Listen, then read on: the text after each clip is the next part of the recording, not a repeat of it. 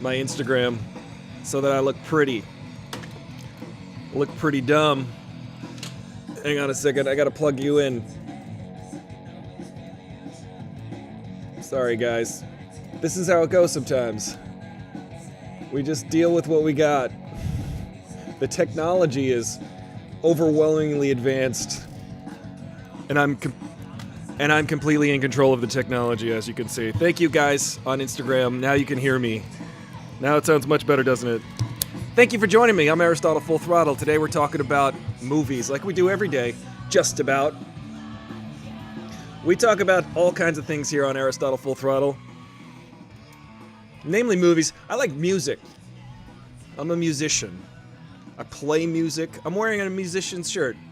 This is a band called Craving Strange. It's an appropriate shirt for today for many reasons. One, for the aforementioned reason that I am a musician, and I'm friends with musicians, and my friend's band is called Craving Strange. My friend Jimmy, he's going to be on the show someday. We're going to talk about music for certain. Thank you for joining me. We'll trickle in. It's just me today. Just me. I'm trying to get a guest every day. If you know anybody who wants to be on the show, come on the show. If you'd like to be on the show, I'll have you on the show. We'll have a chat. It's a friendly time. Everyone is welcome. I got my coffee ready. It tastes good today. Sometimes it doesn't taste good. Sometimes I burn it. Sometimes I overcook the coffee. Sometimes I forget that my Bialetti espresso maker is still on the stove. And I have to go over to the stove. And I'm like, no. There's coffee everywhere. Bialetti, I say. I exclaim, I shout. Bialetti! In Italian, it sounds like I'm speaking Italian. I don't know any Italian. I'm just frustrated in English. Thank you for joining me. It's nice to see you. Happy Friday. I hope you had a wonderful week. You look nice. Hey, there you go. I got the chats up and running here, guys. Hello, Midnight Shawarma Llama. Hello, Ismael Cuilla. That's Spanish. That's Spanish. Hey, Angie. How you doing? Good afternoon. I hope you're doing well on the bayou down there, or them there on the bayou. I hope that Carl Weathers has cooked you a nice turtle soup for the community. That he's got you some gumbo and jambalaya down there in New Orleans. I do love Carl Weathers. I love talking like Carl Weathers. I wish I was Carl Weathers. I almost got the fro going, you know? He had that mini fro that whole time. He always got like a mini fro, Carl Weathers. You ever notice that? How do you burn coffee? That's right, Angie. How do you burn? Listen, Carl Weathers' spirit will always be down at the Delta. He'll always be eating a beignet while sipping on a hurricane throughout the streets. What do they call them? Hurricane drinks? Those are pretty good. They're dangerous though. Watch out. Watch out. One time I was in New Orleans and I was like, this tastes like a Slurpee. And then I woke up the next day. You gotta watch out for those hurricane drinks. Those tornado drinks or whatever they call them. I love Hannibal Buress talking about building a party, walking down the street. Hey, Midnight Shawarma Llama. Can't wait for fried coffee. I'll tell you, if you're gonna make a hand grenade, that's right, hand grenade. But I had the hurricane flavor hand grenade. And oh, good golly, watch out. What's the slushy one, Angie? The slushy one. It's like it's just like a Slurpee. It's like a margarita, like a frozen margarita. Maybe that's what it is. It's just a frozen margarita, and I'm just an idiot who burns coffee. But it's good today. I didn't burn it today, thankfully. Y'all are invited to have a sip. Share from my cup, will you? This is the holy... Remember Indiana Jones and the Temple of the Holy Grail or whatever? And he's like, this looks like a cup of a carpenter. This looks like the cup of a hippie, actually. Being John Malkovich. My mom is here. Hello, welcome, Raccoon Raiders. Being John Malkovich is a weird movie, isn't it? We're going to get to weird movies. Today we're talking about weird movies, so rack up your weird movies in your head the weirdest movies you've ever seen. Let me know. But first, current events. We're going to talk about current events. We're going to do the Carl Weathers Report. You know, I just learned today that David Lynch, I learned this last night actually, David Lynch has been doing a daily weather report for the last, 81 days. There's a playlist on David Lynch's channel, and it's exactly as you would think. It's just David Lynch kind of looking out the window and saying, here in LA, it's a little bit hazy, and it's got some fog has rolled in, but it'll burn off by afternoon, leaving blue skies, golden sunshine, and just a wonderful day. Have a great day, everybody. And then that's how it goes. Blue Velvet. My mom mentions Blue Velvet. That is a strange movie. This is the impetus for this show. Strange movies. Because David Lynch has a bunch of strange movies. And he's doing this really fun art project on his channel where he is telling you about, in about a minute or less, will let you know what it looks like out his window. The man is an artist, okay? To me, he is doing an art installation. He's in a kind of a weird, looks like a workroom of sorts. It looks like a very David Lynch workroom. It's probably where he writes his screenplays. And I included David Lynch's first movie that he ever made called Eraserhead in the thumbnail today because, you know, it's a weird movie. He's a weird guy. Do you just cut him up like regular chickens? Yep, you just cut him up like regular chickens. So there's stuff like that you'll encounter in a David Lynch movie. But I encourage you to go over and check out David Lynch's daily weather report. It is something. It's remarkable. It's almost as good as this show. Perhaps even better. The Carl Weathers Report. Today, we're going to come in with a right hook and an uppercut.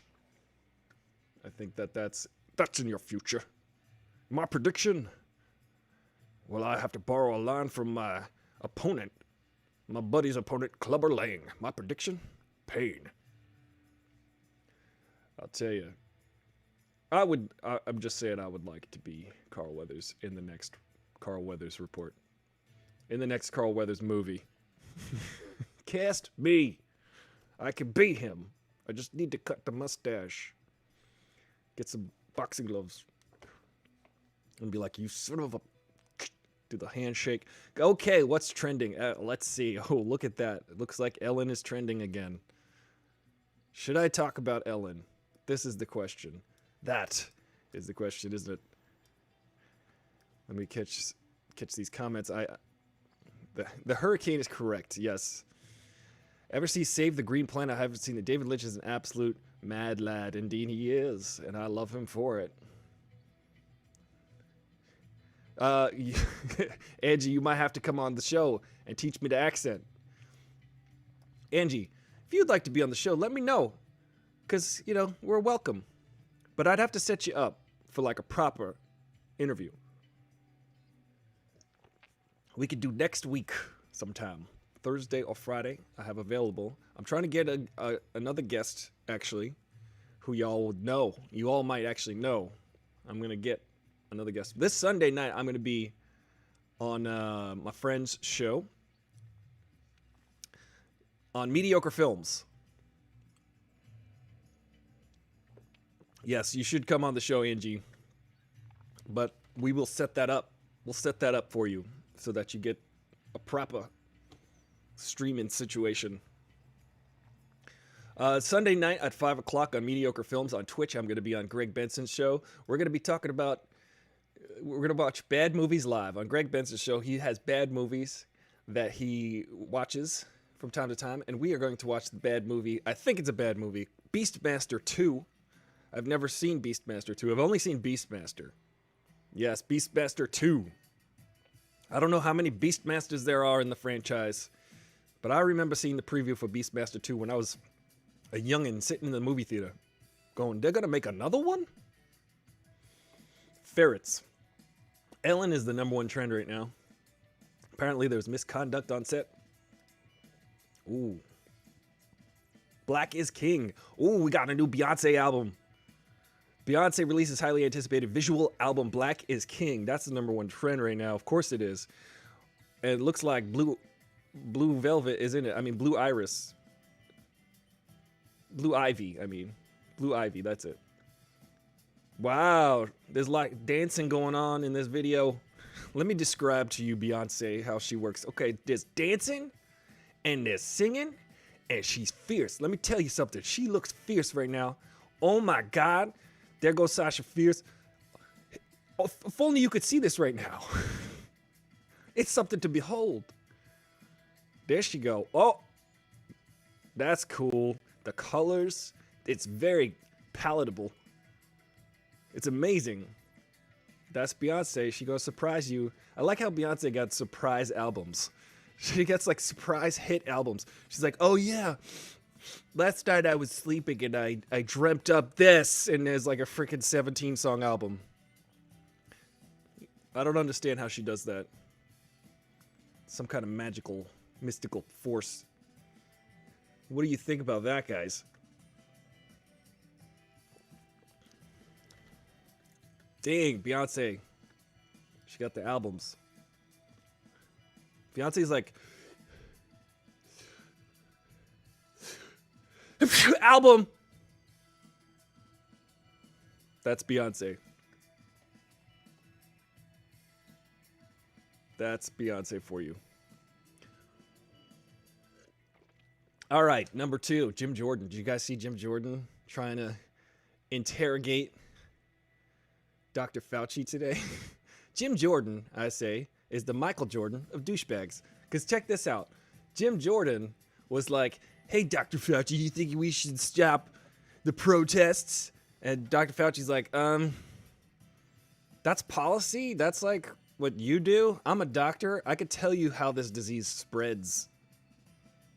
And then the guy's like, well, how's it spread? He's like, well, it spreads by crowds. If you're in a crowd, you have a higher probability of catching and spreading this COVID-19 situation. And then Jim Jordan's like, yeah, but so we should stop the protesting, right? And then Dr. Fauci's like, I didn't say that. That's not my job, bro. You're asking me how this disease works, and I'm telling you, crowds are not the place to be. It was insane, guys. Insane. Good golly, Jim Jordan is the Michael Jordan of douchebaggery. And those are the top 3 trends for today. Then there's other things related to sports, but, you know, sports! Footballs. Sports is just weird right now, guys. You're watching sports in empty arenas. I don't think it's the same. I don't think it's the same. It's like sending, to me, it's almost like stream. I don't know. Well, let's get to these strange movies. Sorry for the creaking. I need to oil this. With some WD-40. For weird films, Tetsuo, the Iron Man. Ooh, I don't know that one, Midnight Shawarma Llama, but I will check that out. Beastmaster 2 is definitely probably going to be a strange movie, but I've never seen it yet. But I will see it on Sunday. If only we had heard about Ellen's misconduct somewhere before. Yes, Ron Perty. Isn't that hilarious how I was literally talking about my experience on a certain show that shall not be named, but it is the #1 daytime talk show at 3 p.m. on NBC. I will not name the show. I will not name the infamous host who has short blonde hair and blue eyes and is married to Portia de Rossi. I will not point out who I'm talking about at all, because that's irrelevant. But I was talking about my experience in that environment, which I found to be a bit alarming, personally. And then the very next day, I started that trend. I'm going to say it. I'm going to go ahead and say I started the trend. People were like, Aristotle Full Throttle is talking about something. We should really address it now. And that is how reality works. If you're the president and you think that reality bends around you. Let's see. For weird films, yeah, we're talking about weird films today, guys. We're going to jump into it. I don't even know if this person I'm talking about was in a movie. And if they were, it was probably bad. I don't listen. The person I'm talking about was my favorite comedian of all time growing up. But I will not mention her name. Let me just say one more thing about this. Okay, I'm going to try to really do this in disguised code because I don't know who's watching. It's not that important. Listen, whatever. She's on blast already. I'm just going to air my experience to y'all because I'm probably the least of what they need to be worried about. Plus, I'm not working anyway. Not like I'm going to get a job there anytime soon. I was kind of mentioning my experience at some point to someone in my life who's also connected to this situation that I'm not going to mention. And there was a time that I feel like there was a time in this country, I would say about 2 months ago, maybe 1 month ago, where they were like, hey, did you have a bad experience as a person of color in this country? Did you have a bad experience as a black person or a brown person? I'd like to hear about it. I'd like to listen to your experience. Like, there was a time where Black Lives mattered. There was a moment a month ago.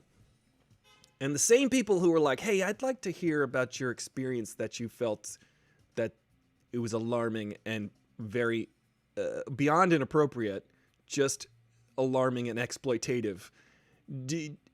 I'd like to hear about those times in your life. And then now, a month later, I start talking about it to certain people and they're like, oh, well, you don't need to tell me that.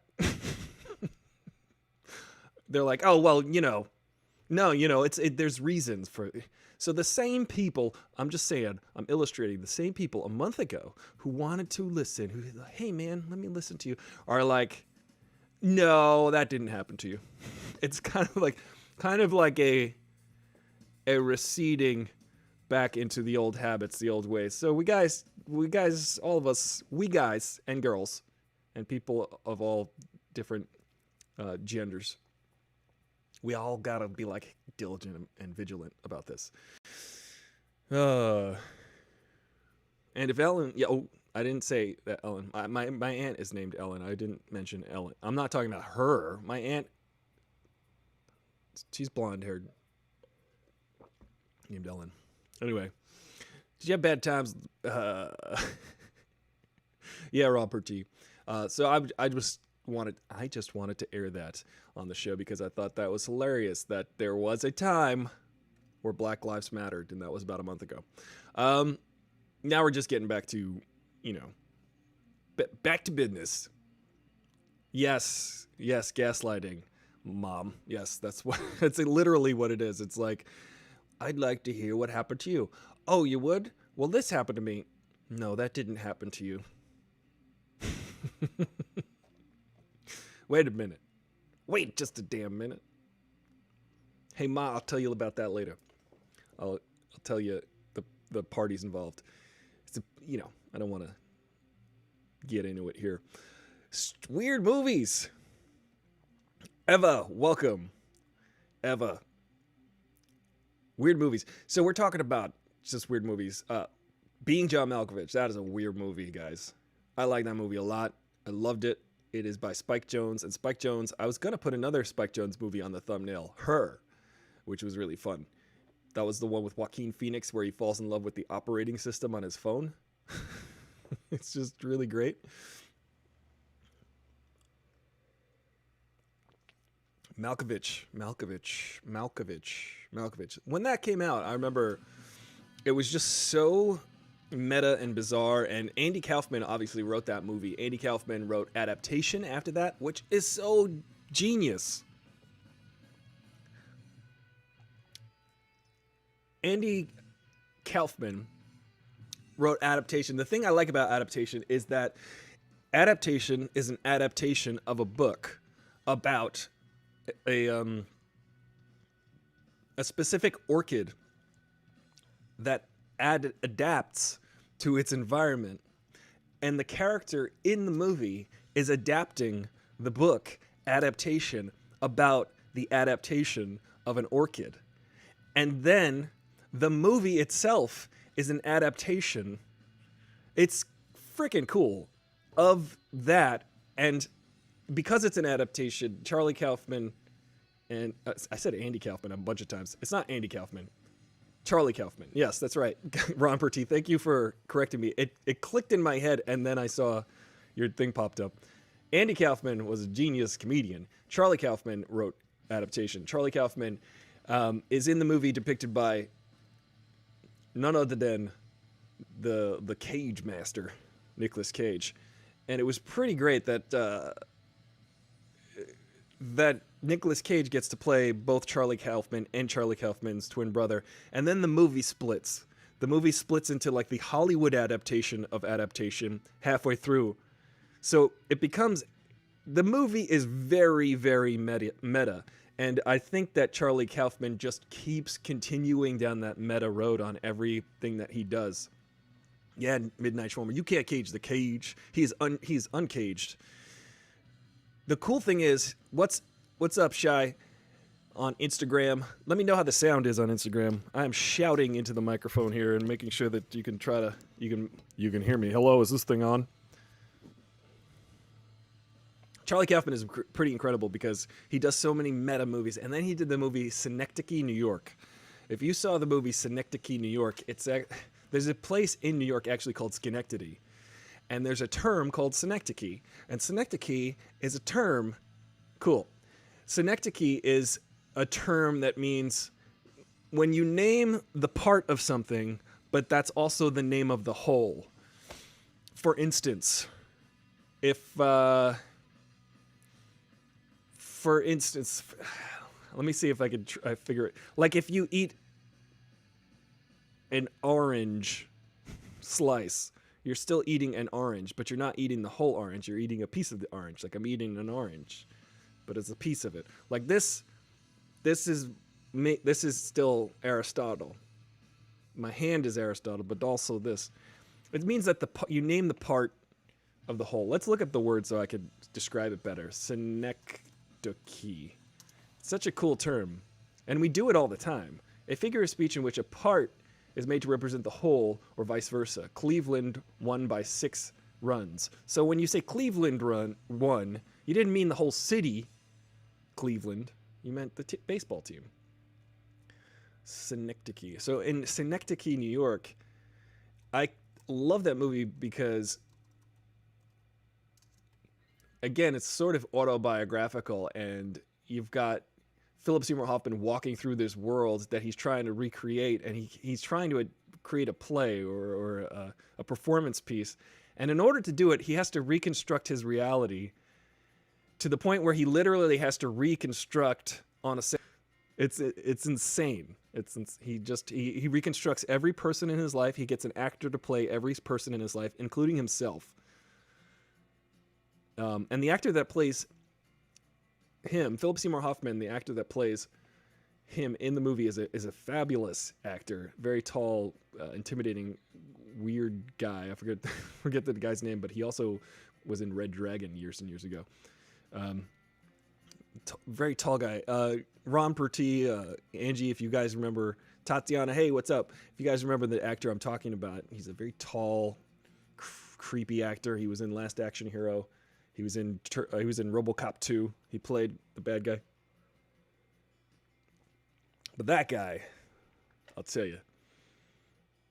You guys see Synecdoche? Be Kind, Rewind. Oh, I haven't seen that one yet, Ron Perty. I would like to see that one. I like to crowdsource the information when I don't remember it. Paulette Goddard story. Oh, yes, my Ron Perty, yes, my mom did tell that story. It's interesting. Tom Noonan, thank you, Angie. I like Tom Noonan. What a great actor. I'm not sure he's still around, but he's a guy that has a very specific look. And he's 69.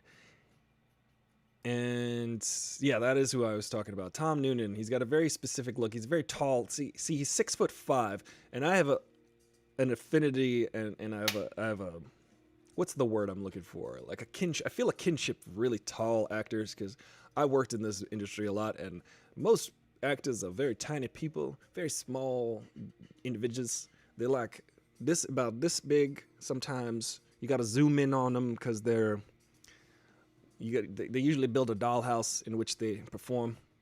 How's this filter on Instagram? I'm like very blurry looking. Sorry, I just didn't want to be like so up in your face so you could see all my like wrinkles. You could see that on YouTube and Twitch if you want. Not wrinkles, but my like skin textures. You guys, if you want to see that on Instagram, just go over to Twitch and YouTube. I just didn't want to be jumping up at you scary, because I remember I was scrolling through Instagram the other day and then my own video popped up and I was like, ugh! It scared the heck out of me. Ghost World. Oh, that was an interesting one, wasn't it? With Brad Pitt. Ghost World. Is that the one I'm talking about? We're thinking about? Eva? Gotta go more mainstream. I don't know about Cage Master 2. Yeah, we're watching Beastmaster 2. Yeah, when you got Tom Noonan's in the world, and there's a limited group of... There's limited casting that they put you in, because you're usually way taller than your co-star. It's an amazing thing that Jeff Goldblum has made it as far as he has. But they had to pair him up with Gina Davis, who's also 6'20". Gina Davis is incredible, ladies and gentlemen. Gina Davis. Shout out to Gina Davis just for being cool. Gina Davis still killing it. Gina Davis does this really cool thing called the Bechdel test. And this is a really interesting thing, and she's been very good about holding people's feet to the fire about the Bechdel test. You guys know that? It's pretty neat. It's basically the underrepresentation of and the individuation of female characters in movies, because what we do in movies, particularly Hollywood, is that whenever there's a woman talking, they're usually talking to a man, or if they're not talking to a man, they're talking to another woman about a man. And almost every movie fails the Bechdel test, because the Bechdel test is like, is there an individual female character who can actually be strong on her own and does not need to talk about the male character in the movie? It's interesting. It's an interesting thing. Think about all of the movies you like and think about how many fail that test, that they don't have a character, female character, who is independent of everyone else. So Gina Davis does not work on projects that don't pass the Bechdel test. It's pretty freaking cool. And I think that that's genius. What it does is unconsciously and subtly train us to think that women, all they do is talk about men to each other and to think that the male is the most significant thing and the most important thing. And that is that's just not accurate to reality. But it's very accurate to like the egocentric screenwriters, male screenwriters in Hollywood over the decades. Yes, it is kind of such an interesting test. And when I learned about that about 10 years ago or so, I was like, whoa, neato. And Gina Davis is very active and very vocal about just raising awareness to creating well-rounded characters of all different backgrounds and genders and whatnot. So we just don't have that representation. We have a very monolithic representation throughout Hollywood history, and I think it's time we figure out how to switch it up and tell some more. Just think of how many more stories we can tell because of all the different types of people that exist.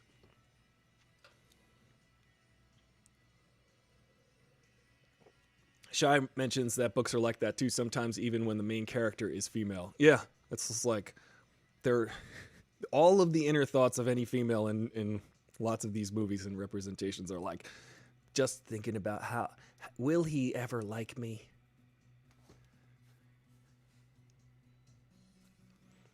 It's pretty hilarious. A lot of my favorite movies actually have strong female leads that don't have to do with the men's. Yeah, that's good. I'll tell you though, does Alien pass the... See, the Alien is a great movie. You got Sigourney Weaver kicking the alien's ass, killing the alien. And regardless of gender, regardless of the situation, she was the one who was the smartest. She's the smartest one. Alien always Alien's kind of a weird movie. It's kind of creepy as hell. There's so many different layers to Alien. We could talk about Alien for decades. But one of my favorite things about that movie is she was the smartest one. She was like, hey, and it's very relevant to today. When John Hurd is coming back from the alien ship with the facehugger on him, she's like, you guys have to do a 24-hour quarantine first before you come in. She's like, I'm not letting you back on the ship unless you quarantine for 24 hours. And Ash, who we later learn is kind of an informant for the company, I don't want to spoil it too much, protests. And he's like, we need to bring them back on the ship. And she's like, no, protocol says stay in quarantine for 24 hours. Guess what? If they had followed the protocol, if they had followed what Sigourney Weaver, Ripley, said, if they had only followed, the movie would have been over. There'd be no movie. They would just be like, we should have listened to Ripley when she said 24-hour quarantine. Shy, if you've never seen Alien, I highly recommend you watch Alien immediately following the Aristotle Full Throttle program. I think it would be a excellent. You can't go wrong with Alien. It's friggin' creepy AF. If you like creepy AF movies, you will like it. Paprika, does paprika count? Paprika goes well on my avocado toast. So, yeah, House is great.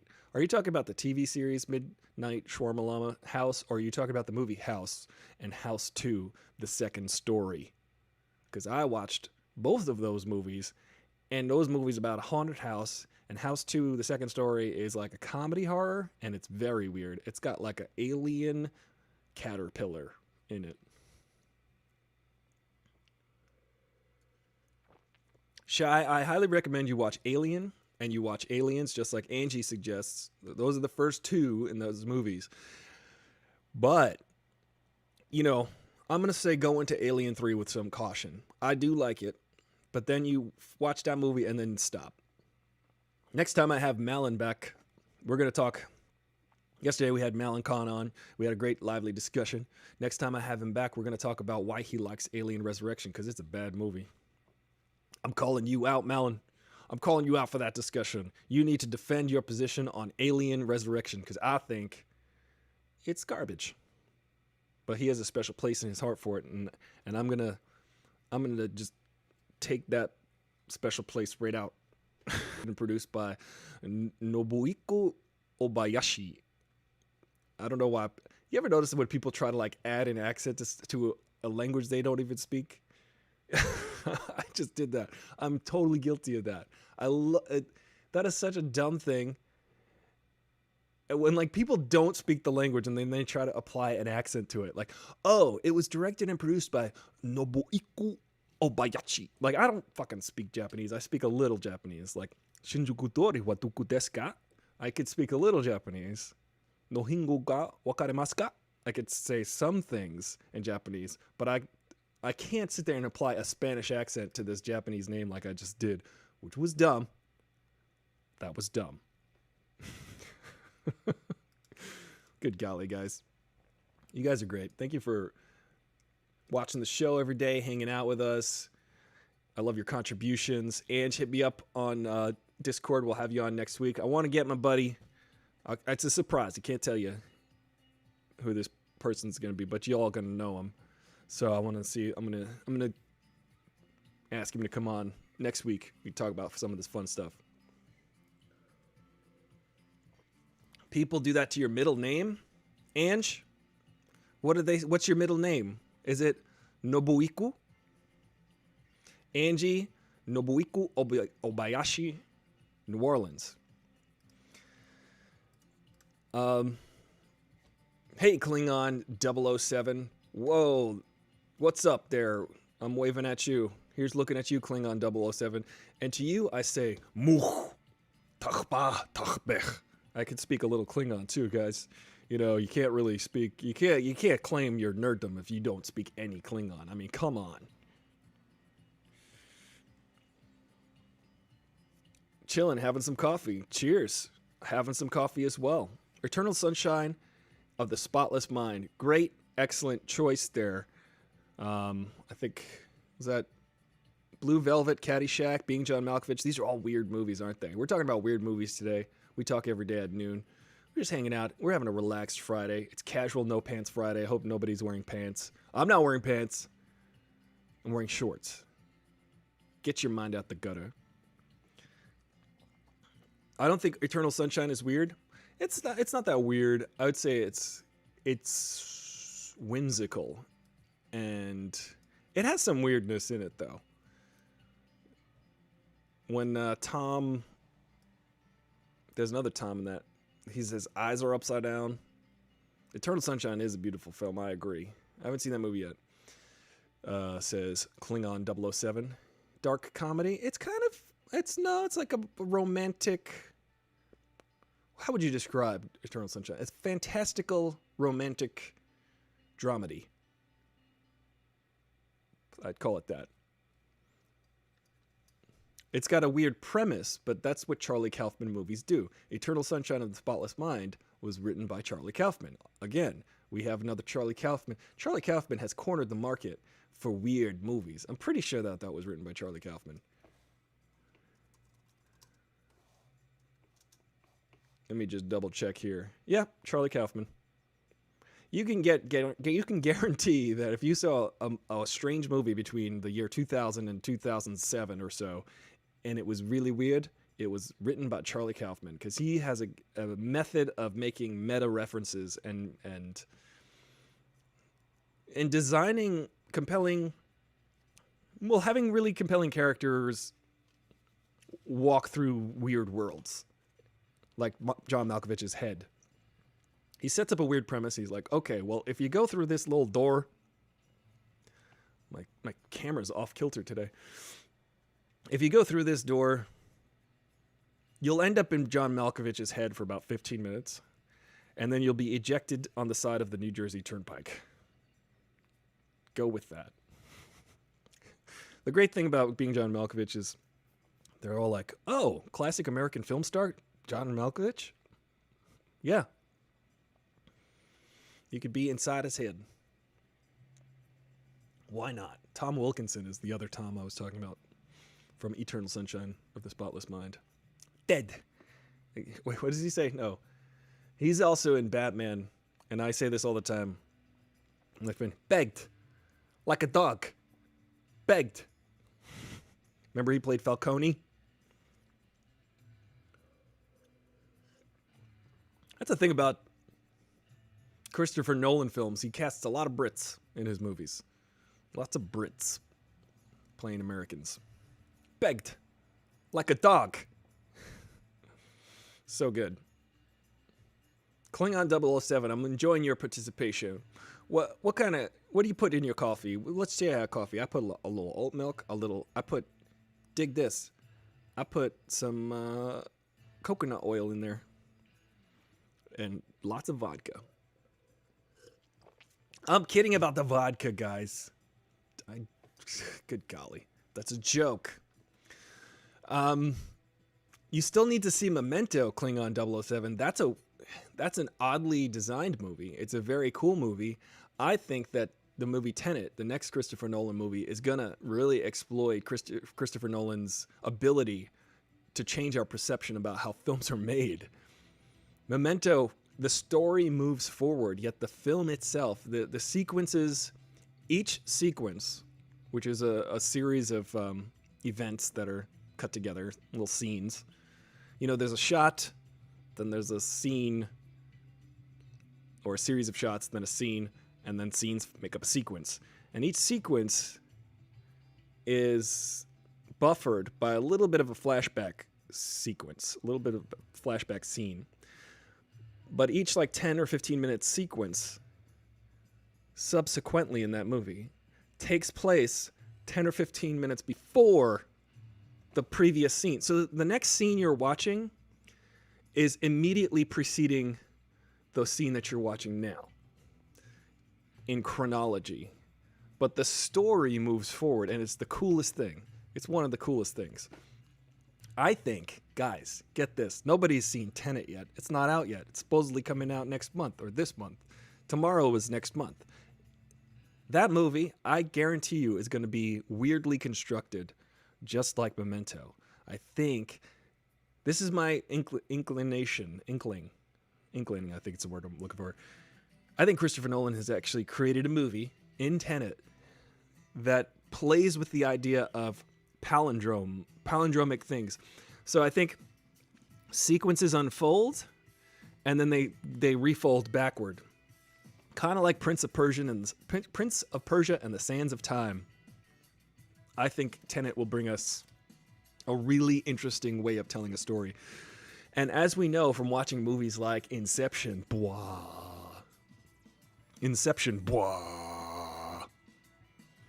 If movies like Inception, he sets up so many rules. Christopher Nolan sets us up with a bunch of rules for the first 20 minutes. We buy into those rules, and then he takes us on a crazy adventure. And I love the fact that he's the only mainstream filmmaker who can create an original screenplay and make it a blockbuster. He's the only guy. There's no other filmmaker. If you think about it, every other filmmaker who makes a blockbuster is either making a new Star Wars or a new Marvel property or a new DC property or some kind of pre-existing property. And the cool thing about Christopher Nolan is he is the last person who is able to take an original idea and turn it into a blockbuster film. It's quite remarkable. He's also an advocate for shooting in film and not digital. Yes, very, very true, Klingon 007, and thank you for the kind words. It's really cool because he shoots in film and he also shoots sequences that are in IMAX.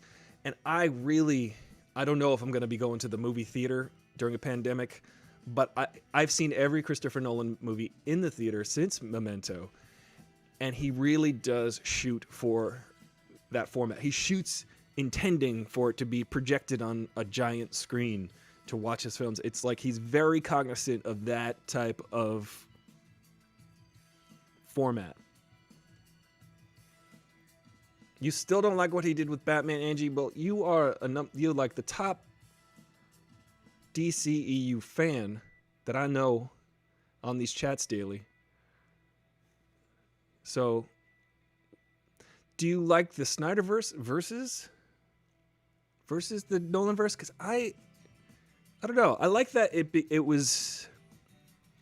I like that The Dark Knight is very grounded in. It slowly takes you into the absurdity of why there's a Joker and why there's a two reality. I feel like you can introduce people to the Dark Knight movie who aren't familiar with the comics, and they will like that because they're like, oh, this is kind of like a crime, cops and robbers type of movie, but with people dressed up a little bit funny. I like the Dark Knight trilogy. You know what we're going to do, Angie, when we're on? We're going to talk about the DCEU and why you like it and why you don't like it. The 1981 one with Sam Neill is so damn good. 1981. I'm lost here. Batman?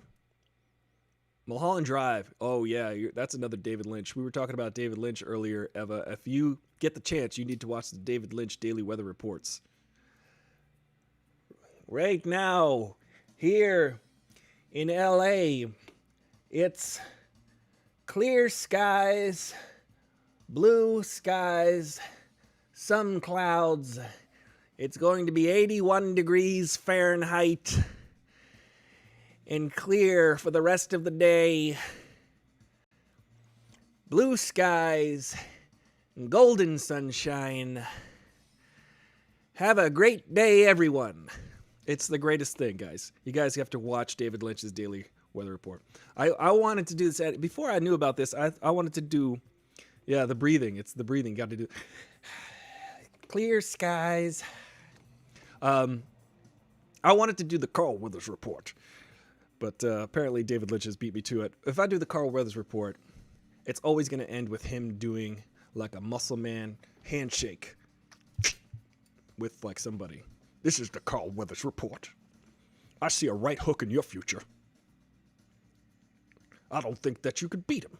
You're gonna have to train like I did growing up in L.A., New Orleans. Guys, I'll tell you.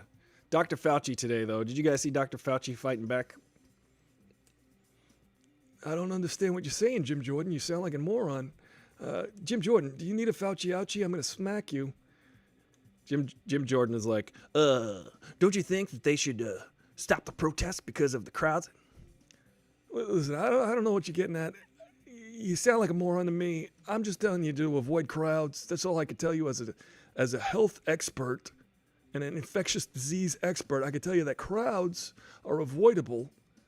So avoid crowds as much as possible. Well, don't you think they should stop the protesting? We're like the protesting and the protest. Don't you think that we should become a police state and suppress people's voice of freedom and their First Amendment rights?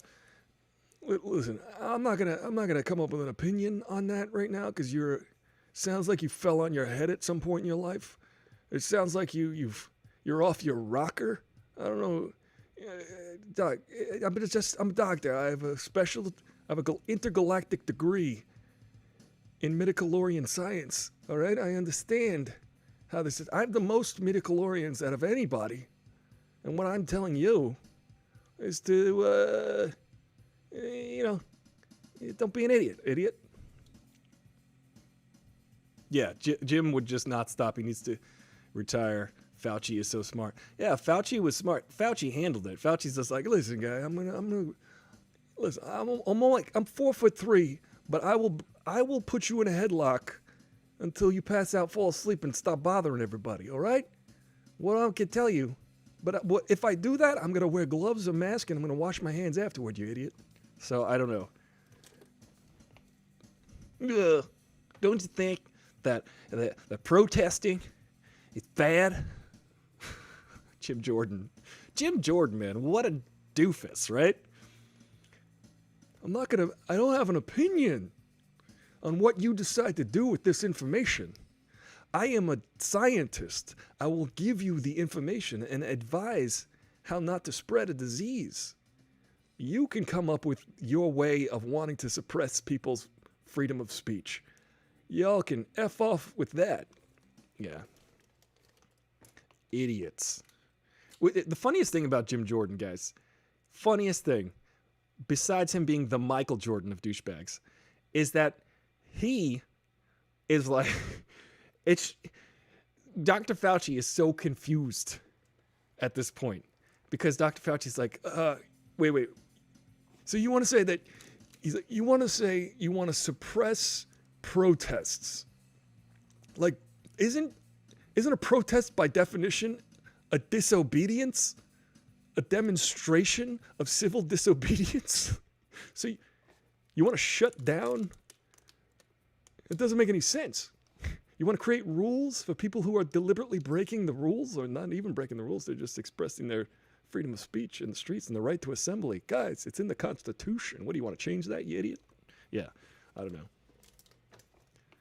Unbelievable. Unbelievable times we're living in. Am I right, guys? Just take a deep breath. We're all in this together. We're in this together. David Lynch is doing daily weather reports, and I'm doing this. I'm doing this to provide some kind of sense of normalcy for myself and for you. Some kind of consistency in life, because life is so damn inconsistent right now, isn't it? Reality is inconsistent right now. So if we do something in a ritualistic way, in a way that we can all sort of forget what's going on, all have an appointment for hanging out and just chatting up and having a good time, this is what this is for. This is really what this is for. We are in this together. Love you back, Klingon 007 and everybody watching every day. This is really what it's about. I really feel that way, and I think it's important. You know, just like confronting things at face value, not spinning them politically, just being like, look, what's really going on here? What is really going on here? Yes, Klingon 007. I did see the first season of Mandalorian, and I loved it. I really, really enjoyed it. Yes, David Lynch also uploads short films to his channel. I do want to start doing more short films and more short, I don't know, funny things. TikTok is pretty cool. I was actually talking about TikTok. TikTok is a very primitive filmmaking platform, if you think about it. If you're a creative person, TikTok gets a lot of bad raps today. It's just like, what is this, like a bunch of kids dancing? Yes. But my TikTok feed is now just people like doing like funny sketches. So the TikTok algorithm really shows you. Later, Klingon 007. Thank you for joining us. We're here every day at noon. So TikTok is funny because the algorithm really works for people who are creative and for people who want to see that content. So it will gear the specific content toward you that you would like to see very specifically. And it almost knows what you want to see before you want to see it, before you know you want to see it. And I recommend that for filmmakers, people who want to understand basic filmmaking, because you can create takes and cuts and reorganize the clips and edit and do all sorts of basic filmmaking techniques. And I encourage that for kids. I think it's really cool for kids to be able to learn that on a platform and express themselves through that medium and have an accessible, attainable app that they can create little films with. I mean, I would have loved that. I used to have to take two VCRs, put two VCRs, stack them on top of each other, hook them into one another, and actually record things to edit them. I had to do that. I was 14. I was making these videos, and me and my cousin, we used to take scenes from movies and then cut them together on a different tape and make our own movies out of existing movies. And that's what you get when, and now here's what you get. That's what this yields. Dr. Baby Yoda Fauci. What does Dr. Baby Yoda Fauci think of Jim Jordan? This is the question from Ron Perty. Let me tell you something. I've been working under 6 presidents. Dr. Baby Yoda Fauci, the intergalactic presidents of the Galactic Senate, and the Republic. I've worked with many different. I've worked with ETs. I've worked with Wookiees. I've worked even with Ewoks. Okay, never in my life have I ever seen such a scruffy-looking nerf herder like Dr. Jim, a taller pile of bantha poodoo than this guy. He seems like he doesn't even understand what he's talking about. I'm going to sit here and tell you, he wants my opinion as a public health professional on whether or not he should suppress people's right to protest. What is this guy got? He got like hit on the head or something? Something wrong with his brain? He's got like maybe a bad brain. Listen, I'm a doctor. I could probably diagnose you with like early onset dementia. Maybe like I could smack you in the face, give you a Fauci-ouchie, maybe knock you back right again. That's what a Baby Yoda Fauci thinks. Dr. Baby Yoda Fauci, Angie, has made TikToks. You can see them on my TikTok at Aristotle Throttle. I forget what my TikTok, Aristotle. Oh, it's right here. Aristotle Dreyer. That's my name. Don't wear it out. I have no idea who to follow on TikTok. I don't want to see repetitive meme stuff. Yeah, it's kind of like, it gets repetitive. I'm surprised on TikTok how many people love Jim Carrey to this day. Jim Carrey has made it throughout the years. He has reached a new generation. I'm actually going to make my first TikTok and picking up my prop, Eva says, for today, and everything, if anything, wow, Eva, you are, listen, I have a personal rule about TikTok, but I appreciate when people go all out and create like really elaborate TikToks. But my personal rule is that if it takes me more than 7 minutes to make a TikTok, I bail. I'm just like, I will not make this TikTok if I have to overthink it. Guys, you're watching Aristotle Full Throttle on Instagram, on all the platforms. This Sunday, I'm going to be on Mediocre Films on Twitch. I'm a guest. We're going to be watching Beastmaster 2. Looks like a bad movie. I can't wait to watch it. It looks weird. Let me give you a little synopsis of Beastmaster. Beastmaster was about a guy who wore Speedos in an alternate dimension in which he could talk to the animals. It's like Dr. Dolittle, but with muscles. And also Lord of the Rings. And he's just kind of like, I'm going to talk to these ferrets and make these ferrets do, and I'm going to talk to this tiger, and the tiger going to listen to me. And, and the sequel, Beastmaster 2, it takes place in like modern day.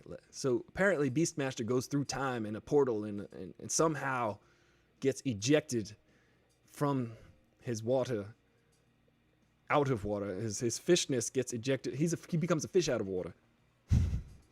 And he's like walking around Manhattan. It's like Beastmaster in Manhattan. Because you know why? Because Crocodile Dundee was such a famous movie just a couple years before that. And Crocodile Dundee introduced the world to Australia. Nobody knew that Australia existed before Crocodile Dundee. It is like a reverse Army of Darkness, Evagala. Yes, absolutely. Evagala. Is that like the Gala apple? I'm going to call you Eva Fuji. Eva Honeycrisp. But, yeah, it is very much like a reverse Army of Darkness. Yes, Beastmaster 2, Beasts Take Over Manhattan. Gala. You know, one of my favorite taglines in all of movies, I mentioned this before, and it's similar to, this is a good segue from Beastmaster, Beasts, the Beasts Take Manhattan. It's like, you know, it's like the Muppets. Beastmaster 2. The movie Predator 2 takes place in Los Angeles in 1989. And the Predator is in a different kind of jungle. He's not in the literal jungle. It's just really hot one year in Los Angeles. So he decides to go to Los Angeles and become, you know, he's going to go predator. He's going to go prey on some people in Los Angeles. And the best was the subtitle, the tagline for that movie, which was, get this, guys, because you know the Predator, the idea of the Predator is he comes to the jungle every year when it's an unusually hot year. He comes and then he hunts down the people and then he collects their skulls as trophies. And in Predator 2, this all takes place in Los Angeles and with Danny Glover and with Gary Busey. You got Gary Busey in that movie. It's pretty fantastic. The tagline of that movie, anybody know it? Anybody remember? Predator 2, he's in town with a few days to kill. Doesn't get any better than that. That is like the greatest tagline. He's in town with a few days to kill. It's a pun. It's a dad joke of a tagline. Doesn't get any better. I love that in space no one can hear you scream, which is from Alien.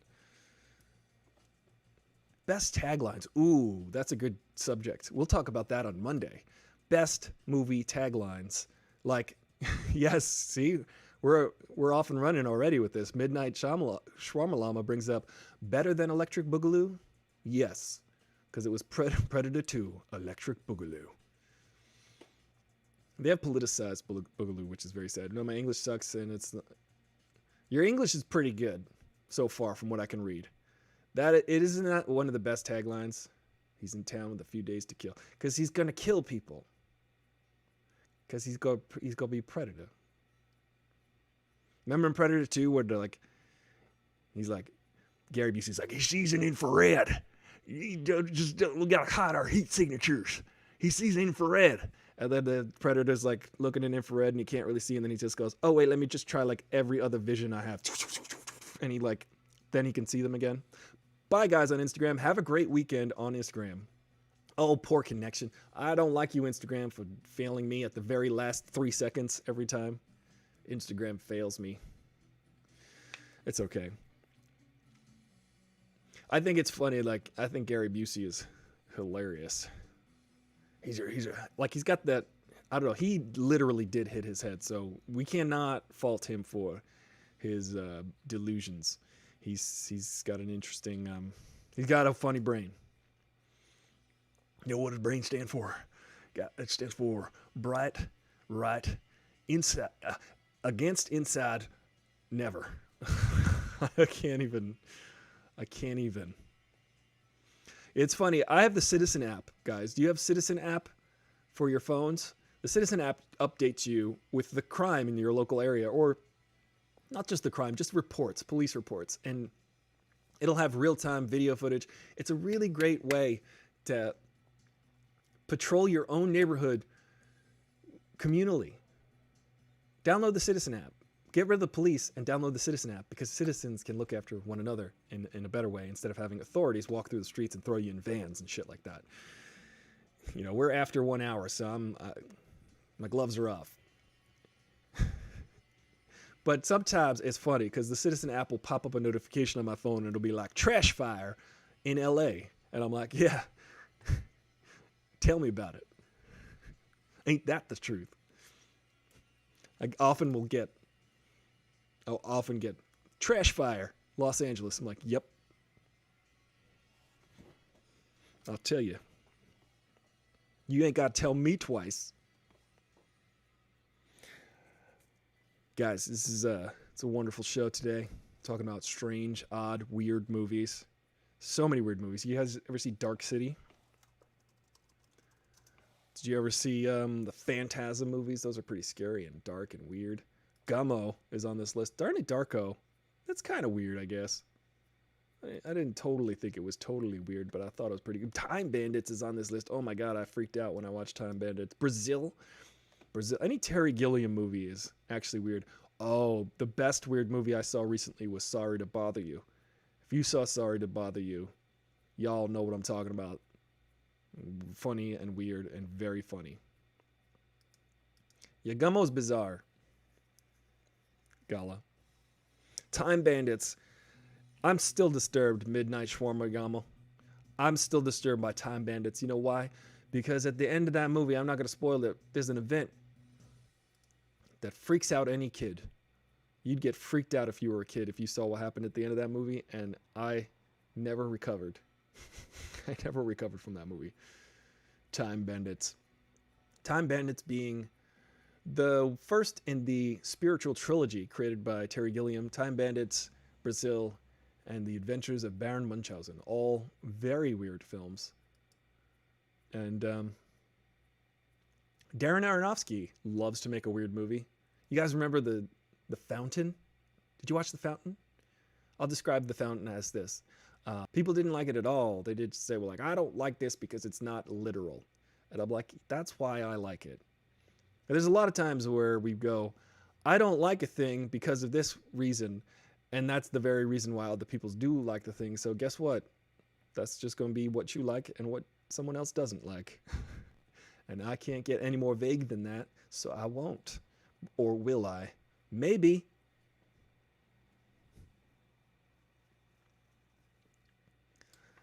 Half the movies I suggest are totally weird. You watched Baron Munchausen last night, The Adventures of Baron Munchausen? Yeah, I saw that 2 times in the theater. Remember Sting? Sting is in it. He's like, Sting shows up in movies sometimes, and he's just like, hello, I'm Sting. I'm going to fight you with a knife in Dune. Or maybe I'll show up in The Adventures of Baron Munchausen as a random general. And you're just like, wait a minute, isn't that Sting? Sting is a Englishman in New York. Yeah, Baron Munchausen is great because I love it because there's all these guys that are like super powered in a weird way, or at least they're legendarily strong in certain ways, or at least according to the great Baron Munchausen. His friends were all these different types of like extraordinary individuals, yet he meets up with them again and they're all the one thing that they were good at, they're terrible at. That's the best way I can describe it. And also Robin Williams is in it. He plays a floating head. It's weird and fun. Isn't Sting one of those talked about movies, Tantric 5-Day Orgasms or whatever? Yeah, Sting and Trudy, they got a sex life that they want you to know about. They got that kind of sex life where they're like, hey, our sex life is so wonderful. Everyone in the world should know about our sex life. That's what Sting and Trudy are all about, really. They're like, we would like everyone to know about what goes on behind closed doors in our family. I don't know, they have like 17 kids. I mean, Sting, I mean, you're a great bass player. Probably one of the best. You're a great songwriter. Definitely one of the best in pop music. Although a lot of your songs, Sting, I get lost in the weeds. I'm like, Sting, what are we doing now? Why are we going over here now? Your songs are so soothing. They're mostly soothing, Sting. Yet they're almost not good. Sting is almost not good. The Police, phenomenal. The band, The Police, phenomenal. Sting, he's all like, he's good. He's got good hooks and pleasant sounding songs. But they're all very adult contemporary. Which is fine. It's fine. Sting, you're wonderful. You're a wonderful musician. Keep playing the bass. Yeah, I don't need to hear about you and Trudy, okay? All right? You keep that between the two of you. Took me years to get the entendre with Williams tickling his wife. Oh, yeah. Robin Williams, what a phenomenal talent. We lost him. His birthday was recently, or I think it was the anniversary of his, I forget, but there were so many fantastical talents that we've lost. David Bowie, Prince, like definitely too soon, these people. Robin Williams, like juggernauts. You know, I would say Michael Jackson, but I have a complicated relationship with Michael Jackson. I like his music. I like his dancing. I hate his behavior. I hate what he did. I feel bad for his victims.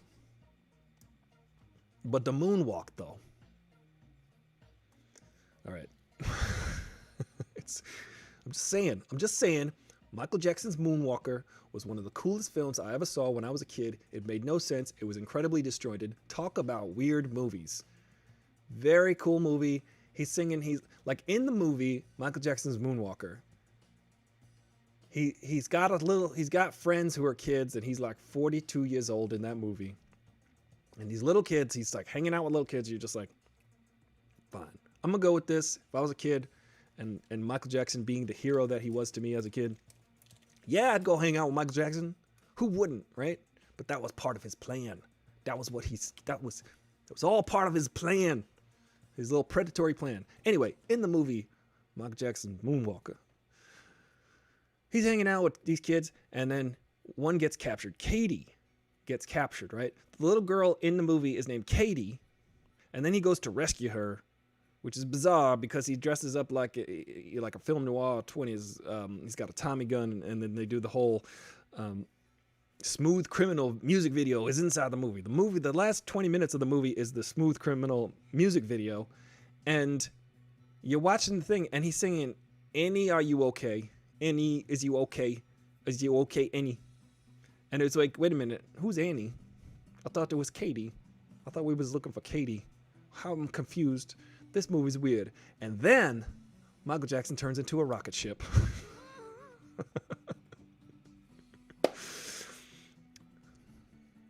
And that was the 80s, ladies and gentlemen. 1989 probably, or 91. I don't know. The rhythm skill. You got no rhythm, Angie? You got to practice. You got to practice the rhythm. That's what you got to do. You got to like snap to the beat. You got to tap your foot to the beat. And just keep doing that for 27 years. And then you will have rhythm, I promise you. You could teach rhythm. People think they don't have rhythm, but you just got to be disciplined about it. You got to be like on the beat. Oh, I was late. See? Oh, you got no rhythms. Get some rhythms. Go to the rhythm store. Just buy some rhythm. You could get some rhythm. Go get a metronome. Clap to it.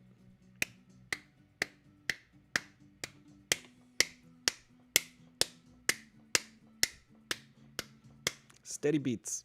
That's what it's all about. If you have a kid and you want to teach them rhythm, if you want to teach a kid music, teach them rhythm first. This is my educational portion of the show. If you want to teach a kid music, here's what you do. You get them to tap in a consistent beat.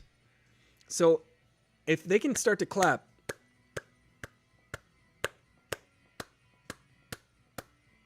in a steady rhythm, if you can get a kid to clap in a steady rhythm, that's the first step.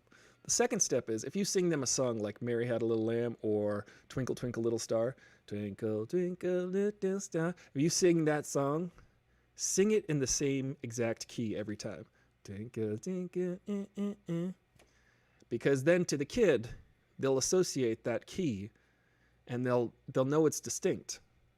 Instead of a lot of times we will transpose a song. Like whenever people start singing Happy Birthday, I get so thrown off because everybody's singing it in like 15 different keys. They're like, happy birthday. And everybody's like singing in 40 different, and I'm like, I cannot grasp onto the right key right now. I get so confused. You ever feel that way when everybody's singing? So I just usually half speak it. And then I never know the person's name. I'm like, happy birthday, dear, happy birthday, happy birthday, happy birthday. You're welcome. My mom taught me to read and write before the rhythm lessons. Yeah, you got to get some rhythm lessons. Yeah, happy birthday. Singing happy birthday is a stressful situation. I cannot deal because nobody's on key. Nobody is on any kind of key. And I got friends who will sing the harmony, and I'm like, come on, guys. I have this one friend, and they will always sing the harmony part of the happy birthday, and I'm always like,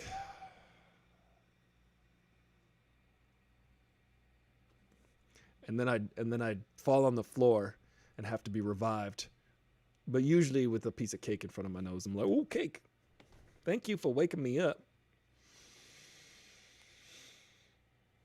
with cake. I like cake. You guys like cake?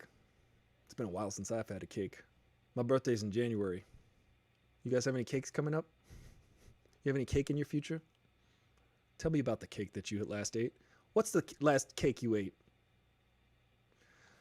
I really took a page out of Eraserhead's book with this look right here. I'll tell you, Eraserhead by David Lynch. Very weird movie. Very influential on me. I think Eraserhead is the best to copy Eraserhead. Your cake's in October. Angie's cake is in October. Who's excited for the Umbrella Academy Season 2, says Shy. I'll tell you, I got to watch the first one, but I am excited for Season 1 and 2. I hear it's really good. My buddy Travis, who was on last Friday, recommended it, and I'll check it out. Tuesday coming up, I got a friend of mine, Justin Coloma. He will be on the show, and perhaps next Thursday, we got to sort it out, Thursday or Friday, Angie, you're going to be on the show. Look at that. Everybody come be on the show. Everybody's going to get their chance. It's like what he said. Everybody's got 15 minutes of fame. Everybody gets 1 hour on the Aristotle Full Throttle program. You live next door to a drummer? Yeah. That's why you got to get an electronic drum kit for your kid, because they can have headphones. I'm a little weird, okay? I actually enjoy hearing people get better at their instrument. I enjoy hearing people practice. I enjoy that. I remember I used to go running around my neighborhood, my old neighborhood, and I could hear someone who was definitely learning to play piano. I just assumed they were a kid. But every week or so, I would hear them practicing the piano, and you could hear the practice coming along, and I always like that. Call me strange. I enjoy hearing people practice their instrument and get better at it. It's just something. Maybe it's like a weird vicarious practicing. Like I'm also practicing and seeing where they're at. And if anybody wants guitar lessons, I could do that with you. Because, I'm hustling right now. What's up, Jen the Fierce? Thank you. Let me give a very special shout out to Jen the Fierce, who has been editing the episodes of Aristotle Full Throttle and cutting them down to digestible bits, like 10 to 15 minutes shows that I can upload to the channel. And if you guys want to watch highlights of some of the shows, go on over to the channel. Like and share them. Let people know about our community that we're building here. Shout out to Jen the Fierce. Thank you so much for your editing prowess and skill. What do you call the guy who follows the... Okay, we're going to go out with some musician jokes. I know them all. This is a good one. Who follows the band around? The drummer. Check this one out, Jen the Fierce. Oh. Sorry about this. How do you know there's a lead singer at the door? He can't find the key and doesn't know when to come in.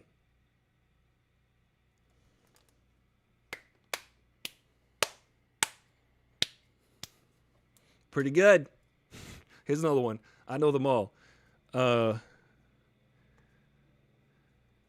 Wait, I'm trying to think of some of them now. I'm on the spot. I'm a little under pressure here.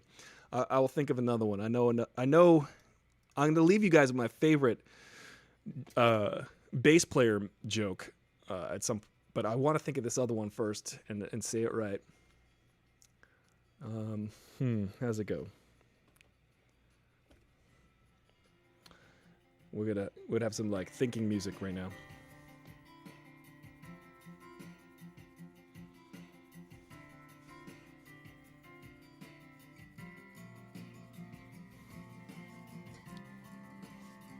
I don't know.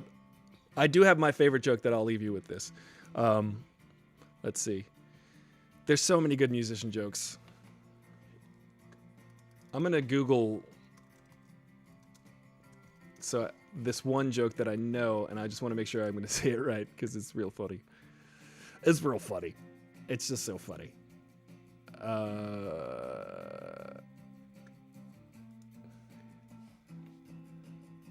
Anyway, once I think of that, I'll drop it in the Discord. You guys can go into the Discord. Here's my favorite bass player joke. Or musician joke. This is my favorite musician joke, everybody. Okay. So this guy, he gets off the plane on this beautiful tropical island. And he hears drums in the distance. Just drums in the distance. And the cab driver grabs the bags and puts them in the back of the cab. And the guy says, "Hey, what are those drums in the distance?" And then the guy says, "When drums stop, very bad." They get in the cab. As they're approaching the guy's hotel, the drums get louder. Drumming in the background. Drums, drums, drums. Very loud. And the guy in the back who's visiting this beautiful tropical paradise says to the cab driver, he says, "What is those drums? What are the drums? I can hear the drums. They're much louder now. What's going on?" Cab driver says, looks at the rearview mirror. He says, "When drums stop, very bad." He's like, "Okay." They get to the hotel. They unload the bags at the hotel. Cab driver gets his tip and everything. The drums stop. The man says to the cab driver, "The drums have stopped. What now?" And the cab driver says, "Oh no, bass solo."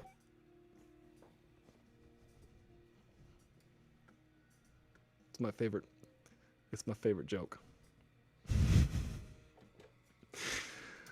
You never want that. Bass solos are bad, for the most part. Unless you're Flea. But if you are a jazz bass player, the upright bass, I pity you. You know, there's a funny thing about the upright bass. I love jazz. I love musicians. I love musicianship. But whenever you listen to like a jazz recording, there's like the guitar solo and like, and they're doing that. And then they'll go to the keyboard and they're like, jazz, jazz, jazz, jazz, jazz, jazz, jazz on the keyboard. And then they'll go to the drums, you know, and the drums are like,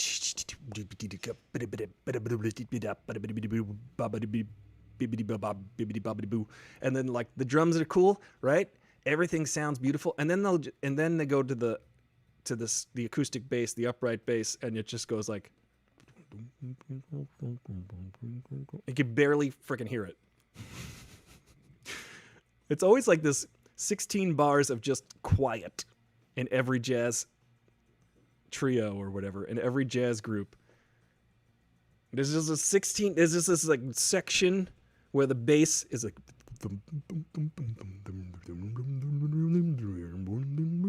and you're just like, what the hell?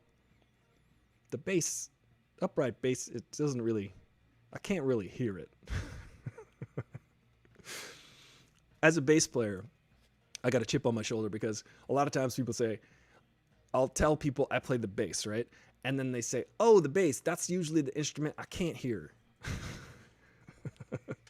And I go, thanks for the passive aggression. But the funny thing about the bass is, like, I don't play the bass like a bass, guys. I play the bass like a synthesizer, and I play the bass on many different friggin' effects so that you do hear it. For instance, like, I'll play you guys an example of a bass that you wouldn't know is the bass. See, I feel like compelled to defend my history as a bass player because people don't understand the versatility of the bass. That's all the bass. That's all the bass right there.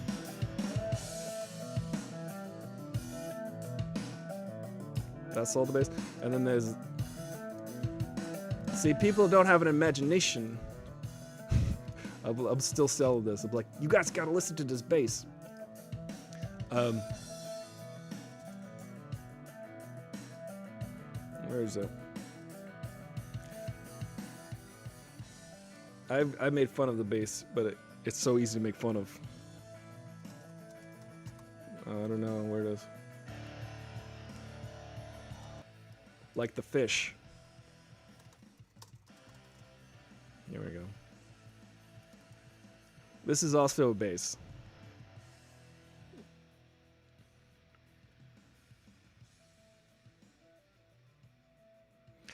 Yeah, the bass, I prefer a cello than a bass. I definitely prefer the cello. If I were to play one of those fancy classical instruments, I would play the cello and not the upright bass. Although they tried to make me play the upright bass in high school, and I was like, I don't like this. I prefer to be electrified. But, yeah. Thank you guys so much for joining me on Aristotle Full Throttle. Get ready for that bass solo. Let me play you some, the guitar is so much better. Yeah, you have any requests on the way out? I feel like playing a song today. We'll play a song for you. Any requests?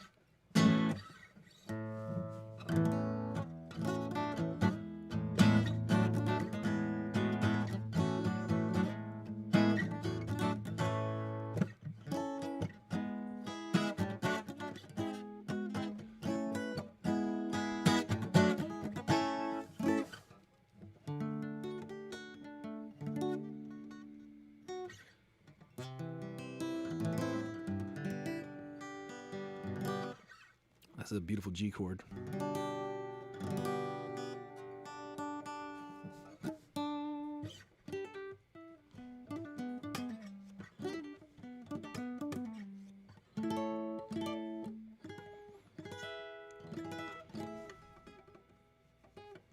There's more comments.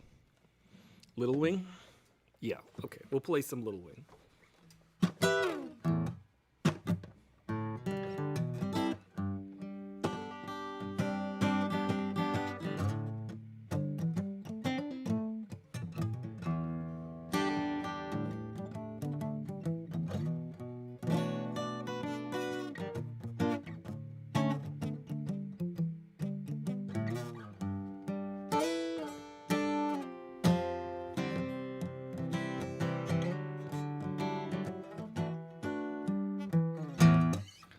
Thank you guys for joining me.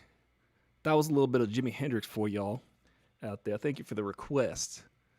Love me some Jimi Hendrix. Very beautiful music and melodious guitar playing that guy did. And we lost him so soon. We lost him too soon. Ain't gonna see another Jimi Hendrix in this world. Changed the idea of guitar. Changed the idea of how to play it. Thank you guys for joining me so much. I'm so happy that we can do this. I'm so happy to bring some normalcy to my life and that you're here to to share this time with us here on Aristotle Full Throttle. And I hope you have a wonderful weekend. And, remember, watch out for predators. It's kind of hot out. You don't want to be predated on. And I'm going to try to... I see that there's some positive feedback to playing music. Maybe I'll play a little bit more music. This will be like the Chevy Chase show from the early 90s. If you guys remember the Chevy Chase show, he hosted a show and played jazz keyboard randomly throughout the show. And it failed after about 5 episodes. But, the internet's free. We all can be on the internet all day. Stay safe, y'all. You too, Angie. You too, Shy. We'll see you guys later. Eva, by Jen, by Tatiana, by Ron, by everybody that has stopped in. Raccoon Raiders, M. Night Shyamalan. Everybody, thank you. You're wonderful. You're beautiful. Stay wonderful. Stay beautiful. Be kind. Always rewind. And that's it. I'm Aristotle Full Throttle, you bro in the know with the fro, and I'll see you later.